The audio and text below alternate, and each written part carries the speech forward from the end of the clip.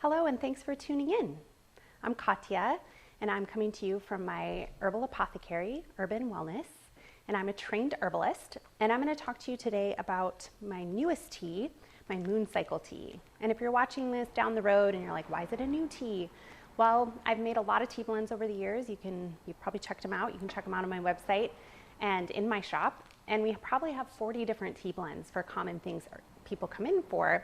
And I was just inspired recently to make a tea blend that was nurturing and nourishing for women around what I refer to as my moon time, or our moon time, which is the bleeding part of the hormonal cycle. A lot of cultures around the world refer to it that way because women have a cycle that's the similar length of the moon full cycle, from full to new and back to full. And so when we're living out on the land or more tuned with the moon, a lot of women sync up with the full moon or the new moon around their bleeding time. It's just interesting to notice. So moon cycle tea is the name of this blend. And I'm just going to go through the herbs that are in this blend and why I chose to put them in there. So this blend is meant to be drank by women leading up to and around their bleeding time. And it can be drank more than once a day or just once a day as a nourishing tonic. If there's PMS symptoms or other things going on, it can be drinking in larger quantities. It's very supportive, mineral rich, all the things. And it also can be drank throughout the cycle. It's not hormone regulating per se, but it just really strengthens and supports the reproductive health of women's bodies. So red raspberry leaf is one of the key herbs in this blend, which is like a classic tonic, supportive, nutritive herb for the uterus, the uterine lining, the whole reproductive tract for women. And it also can be consumed by men. It's very supportive for that whole pelvic region in both genders. And it's very nutritive, high in calcium, iron, a lot of other minerals. And it's not hormonal at all. That's why it can be used safely by anyone. And it's in this blend specifically for those uterine tonifying effects.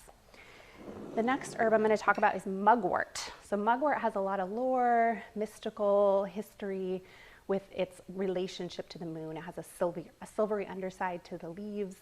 It's considered more a nighttime herb. It also is considered a dreaming herb. A lot of people come in here and specifically buy it for enhancing their dreams and their dream state. And so that is an element of it, but that's not why it's in this blend. It also supports healthy menstruation for women and healthy digestive function.